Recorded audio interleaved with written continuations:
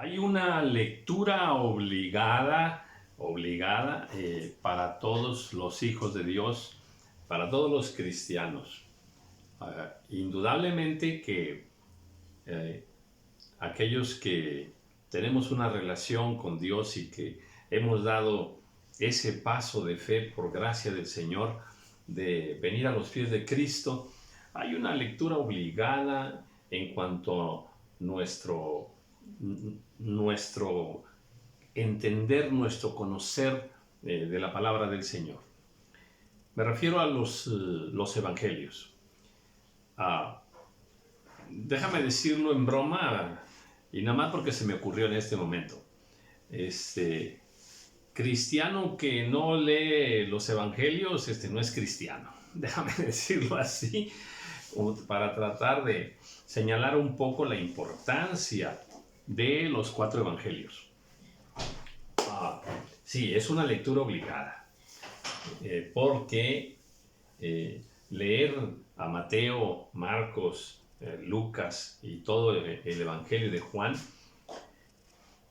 nos da un conocimiento exacto, perfecto de ese plan de Dios de salvación, de ese mensaje de las buenas nuevas de nuestro Señor Jesucristo. Y en los evangelios encontramos N cosas maravillosas. Poder de Dios, milagros hermosos, revelación preciosa, palabras proféticas del Señor de cosas que vendrán, ¿verdad? Y se levantará nación contra nación y reino contra reino. Nos descubre de una manera impresionante la relación de los hijos de Dios contra Satanás y las fuerzas diabólicas, las fuerzas de las tinieblas y muchísimas cosas más, pero muchísimas.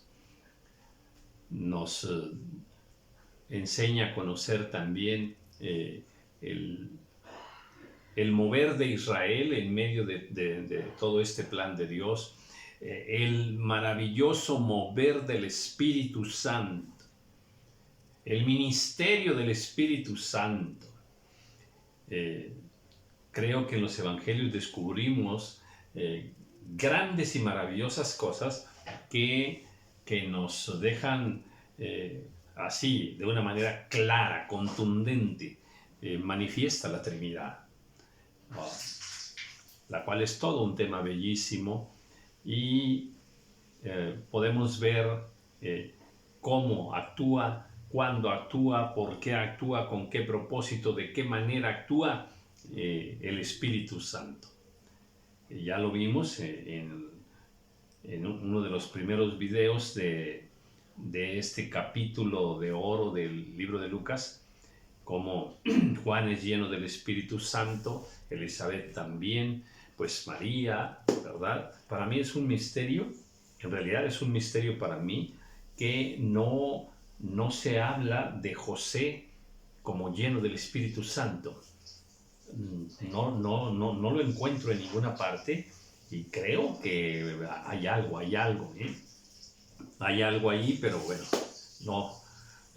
no he podido descubrir, no he podido entender, no he podido descifrar un misterio como ese, pero bueno, creo que vale la pena reflexionar sobre todo esto. Entonces, a ver, los 4 evangelios son preciosos, hermosísimos, en historia también, y en muchísimos consejos de sabiduría de la vida diaria de todo hijo de Dios, de toda hija de Dios, y más, y mucho más, en verdad mucho más. Y bueno, por eso pues os invito a escudriñar, a tomarte un tiempo así especial para leer todo el Evangelio de Juan y el de Marcos y el de Lucas y el de Mateo. Es un ejercicio, es más, después de leer los 4 evangelios, vas a tener un crecimiento espiritual muy importante, pero muy importante. vas a conocer las palabras del Señor Jesús. Qué palabras tan perfectas, llenas de toda verdad. En qué momento dijo cada palabra, cada frase, cada enseñanza. Entonces sí, afirmo, sostengo y afirmo que los 4 evangelios son una tarea obligada para toda hija de Dios, para todo cristiano, y que por ello conocerás mucho más de la verdad y serás libre. Conoceréis la verdad y la verdad os hará libre. Entenderás mejor los mandamientos del Señor. Y creo que sí, tu vida espiritual es impulsada hacia grandes alturas. Entonces sí, os invito, te dejo esa invitación. Bueno, vamos al libro de Lucas a continuar con este capítulo de oro en el versículo 21. Capítulo 2, versículo 21. Cumplidos los 8 días para circuncidar al niño, le pusieron por nombre Jesús, el cual le había sido puesto por el ángel antes que fuese concebido. Cumplidos los 8 días, había que circuncidar al niño.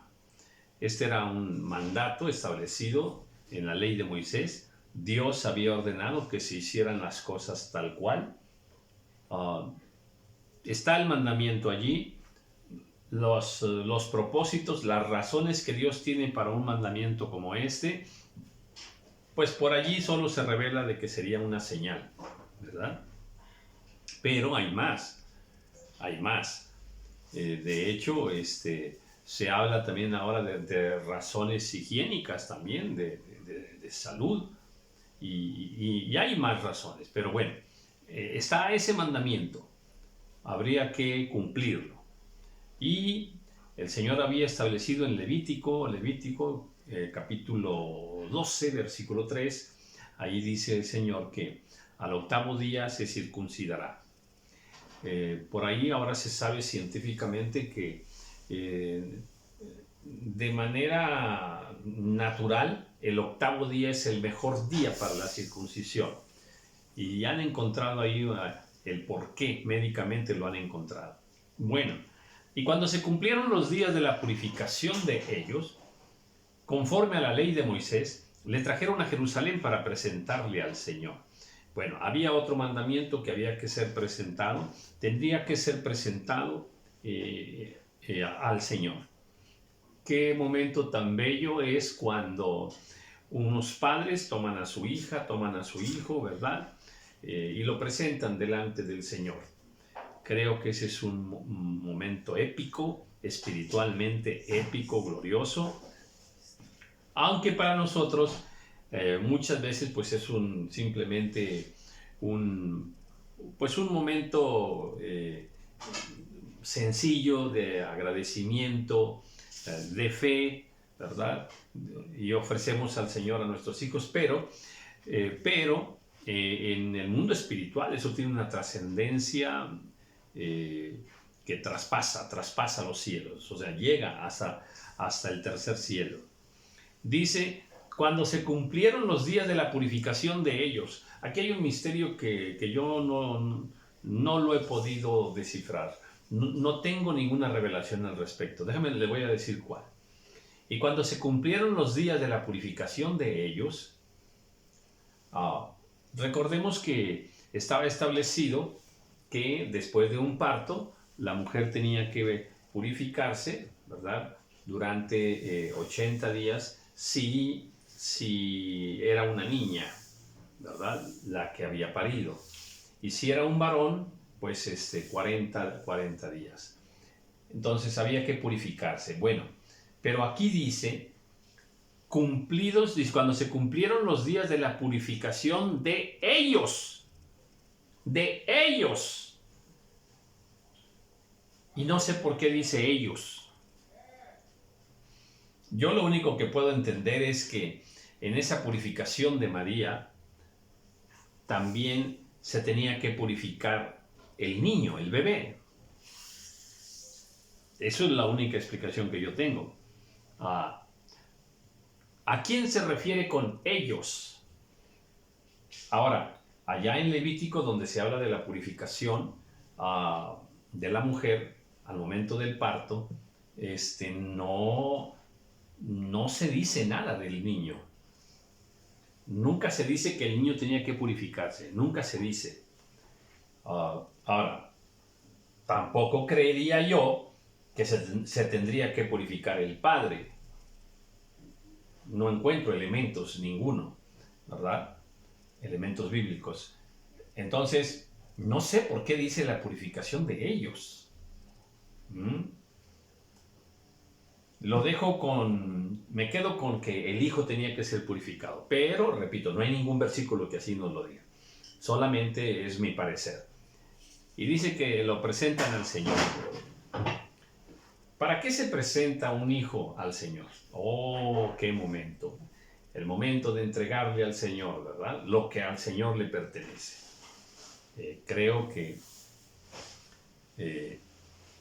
cuando algo así sucede, creo que hay una fiesta hermosa en los cielos. Creo que los ángeles del Señor están presentes. Creo que se conmueven los cielos realmente, ¿verdad? No tenemos muchas escrituras que nos digan cómo es esto, pero definitivamente tiene que ser un momento espectacularmente glorioso. Dice, como está escrito en la ley del Señor, todo varón que abriere la matriz será llamado santo al Señor. Todo varón que abriere la matriz será llamado santo al Señor. Bueno, esta es una escritura maravillosa, simplemente maravillosa. Ahora, me llama mucho la atención todo varón. O sea, la palabra varón, todo varón, nunca se refiere a mujer. Entonces, esto creo que sí se puede afirmar, ¿verdad? Por todo el contexto de lo que Dios enseña acerca del varón y acerca de la mujer. Entrando en estudios serios, en estudios donde se analiza con cuidado y con madurez los propósitos de Dios, tanto para el hombre como para la mujer. ¿Qué quiero decir? Que todo varón que abriere matriz será llamado santo al Señor. El varón que abriere matriz, o sea, el primogénito. La Biblia nunca nos habla de primogénita. No hay escrituras que sustenten algo así. Alguna vez leí un comentario, sí, de algún varón de Dios que afirmaba que se podía aceptar el concepto de que aquella mujer fuera primogénita. No tenía mucha fundamentación bíblica el comentario, sí algunos pensamientos, pero yo no encuentro en toda la escritura fundamento bíblico para afirmar que existe la primogenitura de mujer. Y aquí esta palabra, todo varón que abriere matriz será llamado santo al Señor. Esta es una ordenanza que el Señor estableció en la ley y en lo personal creo que es vigente, totalmente. Y para ofrecer conforme a lo que se dice en la ley del Señor, un par de tórtolas o 2 palominos. Ya había por ahí un ritual establecido por el Señor por allá en Levítico capítulo 12 al respecto, ¿verdad? Dice, y le había sido revelado perdón. Voy al 25 ahora. Y he aquí, había en Jerusalén un hombre llamado Simeón. Y este hombre, justo y piadoso, esperaba la consolación de Israel. Y el Espíritu Santo era sobre él. ¿Cómo me maravilla este versículo? En realidad, por lo que podemos asumir, entender. Habla de un varón llamado Simeón. Nos dice la calidad de persona que era. ¿Cómo? Un hombre justo y piadoso. Eso ya dice 2 cosas maravillosas. Justo y piadoso. cuando la Biblia le llama a alguien justo y piadoso, en primer lugar es porque lo es. Porque lo es. Y lo es delante de Dios. Lo es delante de Dios. Y, por ende, delante de los hombres. O sea, un hombre con una vida hermosa. Simeón. Ahora, luego nos da otro dato de su vida. Dice que Simeón esperaba la consolación de Israel. Un hombre, un creyente, un hombre de fe, un hombre consagrado a Dios, un hombre que amaba a su pueblo y que creía en la consolación de Israel, en la restauración de Israel. Creo que eso dice mucho acerca de quién era Simeón. Un hombre que entendía el propósito de Dios para la nación santa, para su pueblo. Y él era una persona que estaba esperando esa consolación, esa manifestación de Dios una vez más sobre su pueblo. Y luego hay otra frase que digo, fantástico. Dice, y el Espíritu Santo estaba sobre él. Y el Espíritu Santo estaba sobre él. ¡Qué belleza! ¡Qué belleza! Miren, estamos hablando de todo el antes, ¿verdad? El antes y el ahora del nacimiento del Señor Jesús. Pues me maravilla que todos los que participan de este evento maravilloso, todos tienen una relación con el Espíritu Santo, una relación bellísima, bellísima. Zacarías, Elizabeth, María, los pastores, ahora Simeón, y vuelvo a tocar el punto de José. De José no encuentro versículos que nos hablen así de una relación especial del Espíritu Santo en su vida. No sé, puedo forzar nada más que en sueños le fue revelado por aquel ángel, ¿verdad? ¿Quién iba a ser aquel hijo José? Y que el hijo de José, el hijo que no era de José sino de María, pero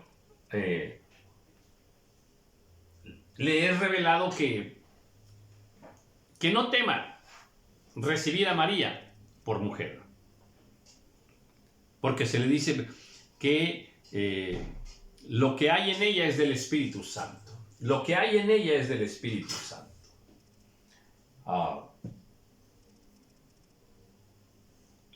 Simeón, el Espíritu estaba sobre él. Aquí hay otro dato interesante.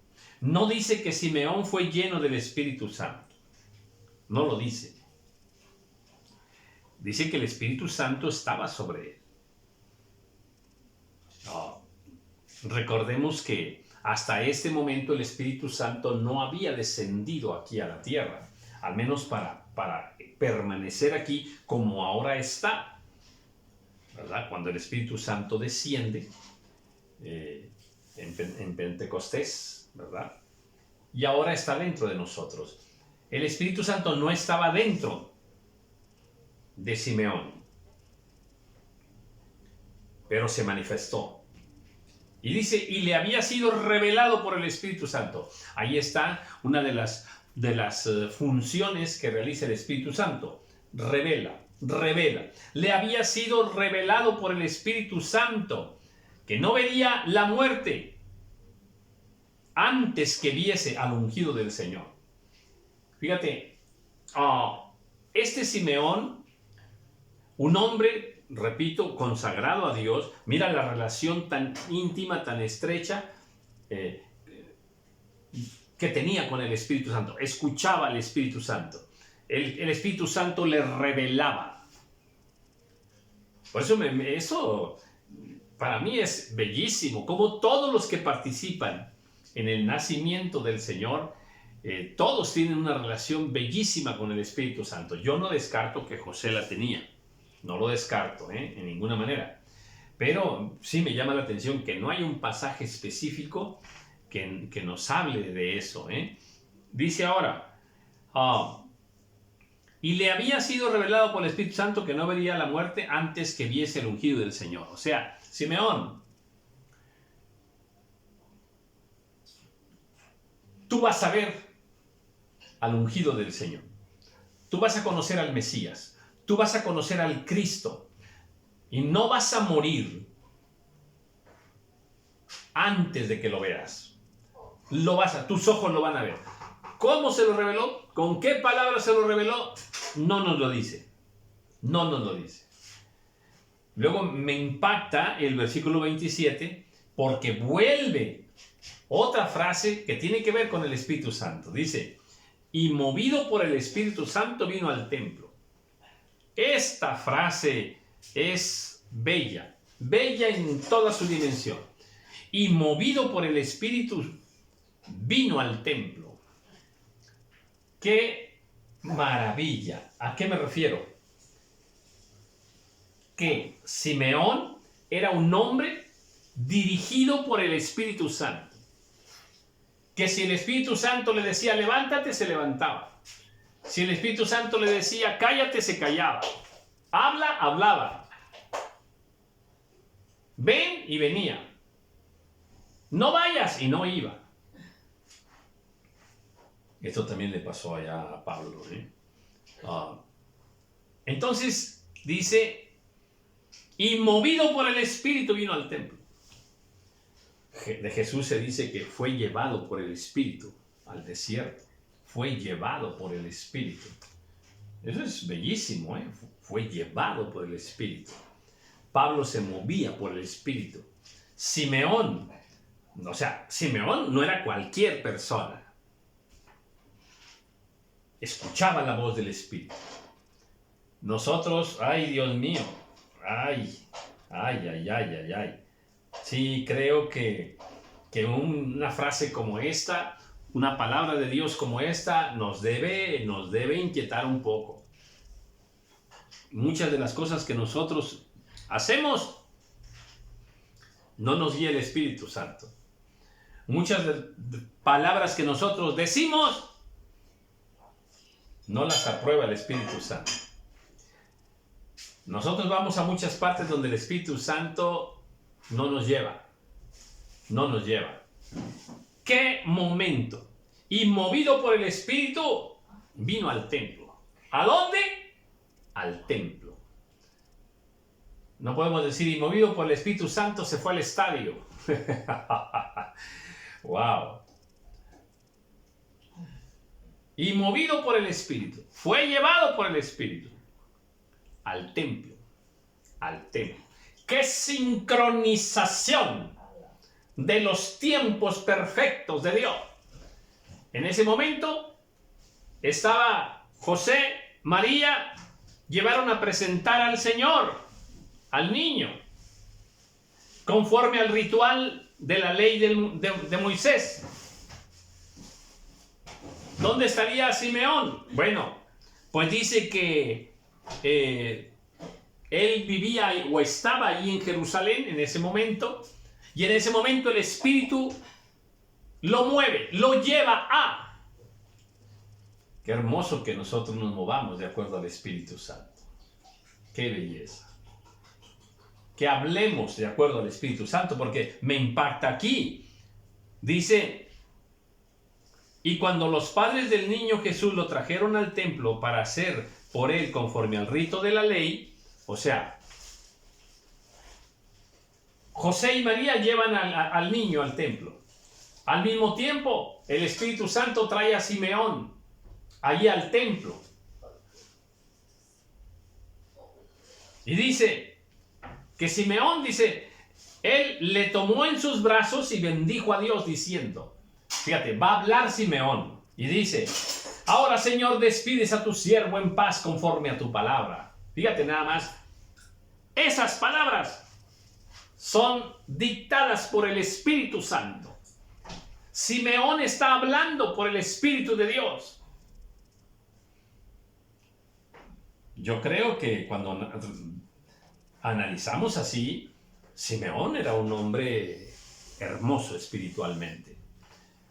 Un hombre que amaba al Señor, un hombre entregado al Señor, un hombre dirigido por el Espíritu Santo, que hablaba por el Espíritu Santo, que tenía revelación del Espíritu de Dios.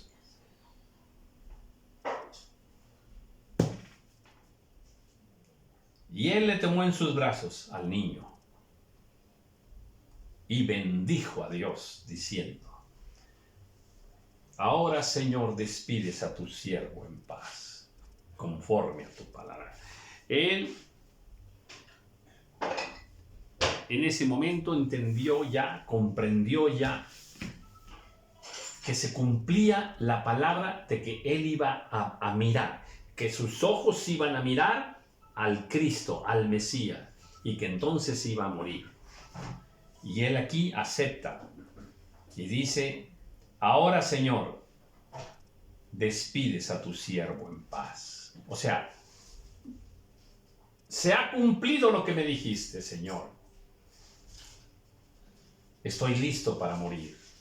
Se ha cumplido mi tiempo para morir. ¡Qué belleza! ¡Qué belleza! Hombres entregados así. Mujeres entregadas así al Señor. ¡Qué belleza! Porque han visto mis ojos tu salvación. Fíjate nada más, tiene en sus manos a Jesús, al niño Jesús. Han visto mis ojos tu salvación, la cual has preparado en presencia de todos los pueblos, luz para revelación a los gentiles y gloria de tu pueblo Israel. Mira hasta dónde le había sido revelado el misterio. Dice, revelación a los gentiles. Este niño va a traer la luz a los gentiles, o sea, al mundo entero. Al mundo entero. Y este niño va a ser la gloria de Israel. Amén. Ahora, imagínate la escena, ¿verdad? Ahí está José, María, estás Simeón, toman al niño. No nos dice mucho de quiénes más estaban, ¿verdad? Pero dice, y José y su madre estaban maravillados de lo que se decía. José y su madre estaban maravillados. A ellos se les habían dicho algunas cosas.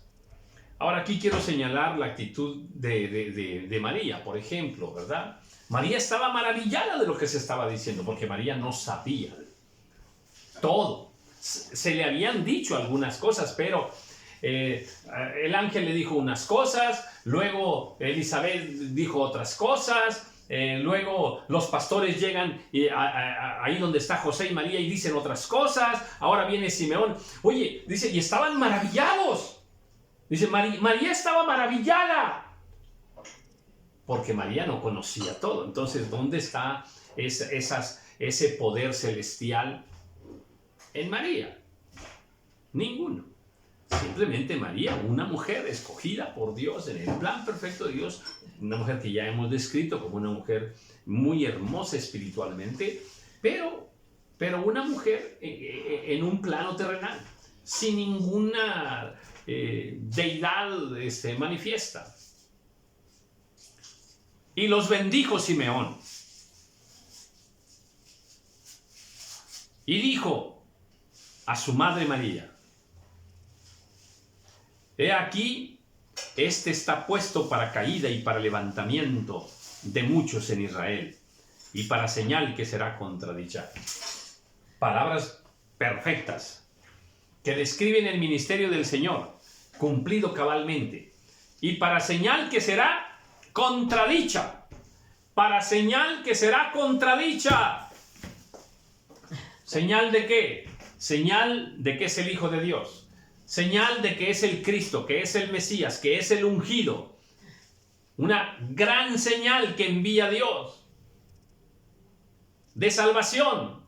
Y dice, bueno, aunque este Jesús se va a manifestar poderosamente, gloriosamente, será contradicho. O sea, habrá gran oposición hasta el día de hoy. Se sigue levantando todo el reino de las tinieblas, azuzando a la humanidad, al mundo entero, en contra del Salvador, en contra del Cristo, en contra del Mesías, en contra del Hijo de Dios. Y una espada traspasará tu misma alma.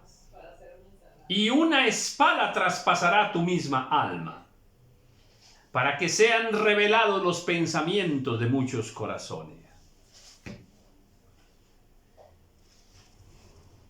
Una espada traspasará tu misma alma. Sí, en términos humanos, una de las cosas más terribles, más tremendas que puedan, o al menos a mí me lo parece, es la muerte de un hijo.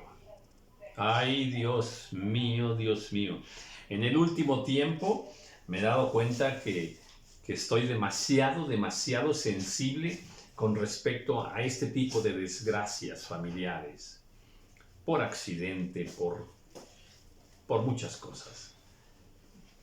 Créeme, voy a decir algo. Ahora que ha aumentado mucho la maldad, y yo soy un asiduo de los noticieros, veo continuamente las noticias y me toca ver muchos cuadros así, y créeme que lloro. A veces no se dan cuenta las personas que están a mi alrededor que estoy llorando, pero yo acá me limpio mis lágrimas. Y creo que es uno de los momentos más tremendos en la vida de cualquier padre, de cualquier madre. Oh, la muerte de un hijo. Por eso se le dice a María, una espada traspasará tu misma alma. O sea, cuando veas crucificar a tu hijo, cuando veas morir a tu hijo,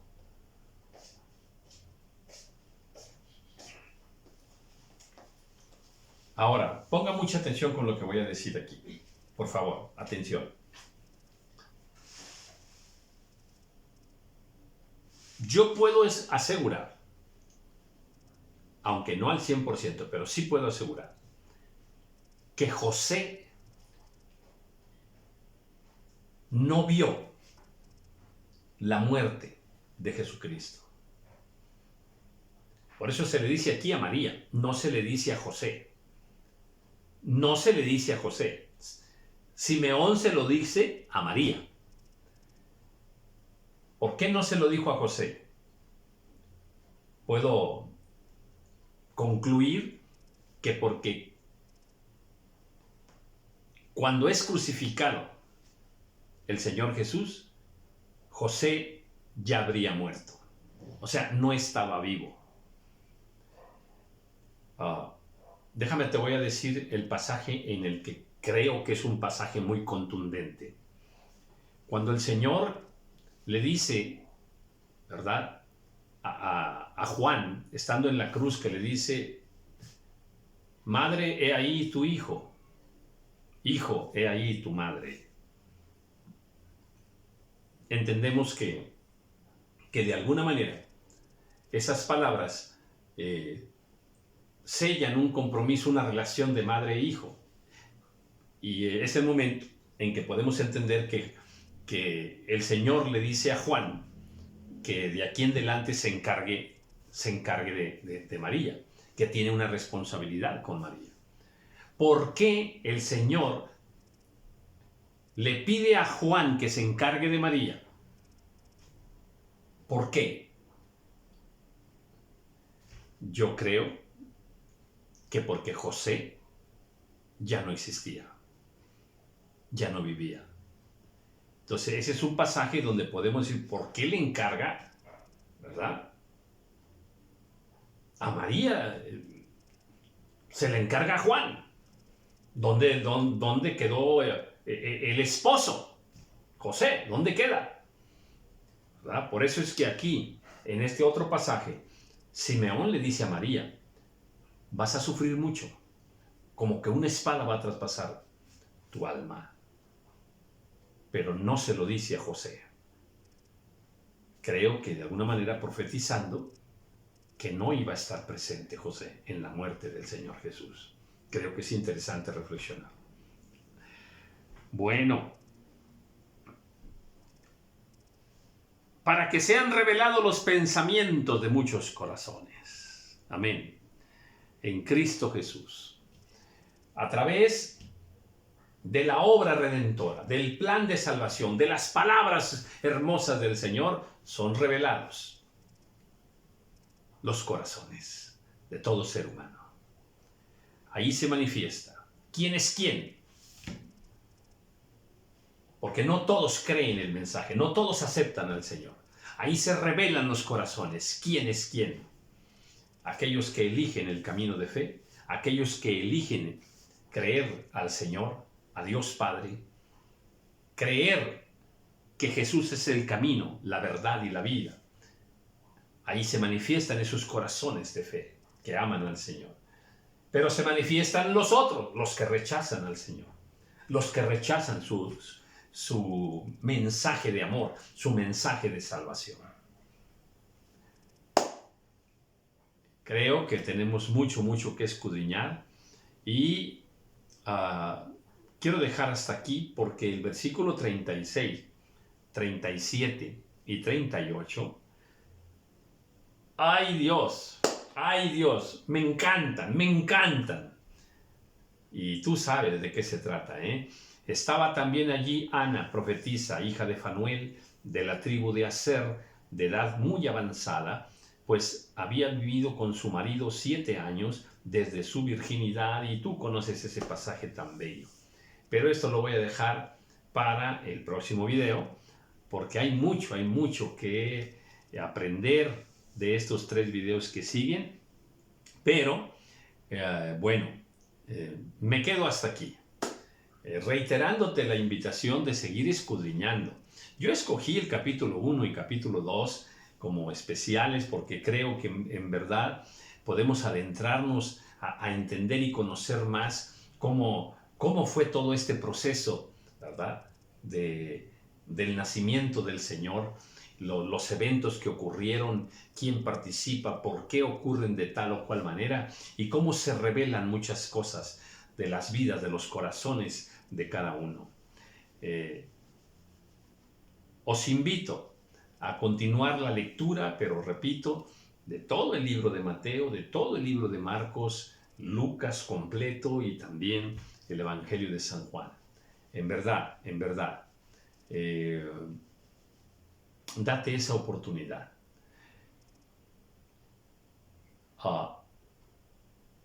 Acepta ese regalo espiritual. Vas a ser muy bendecido, muy bendecida. Es palabra gloriosa de Dios. Cuando nosotros venimos a su palabra y ponemos su palabra, ¿sí?, en nuestros corazones,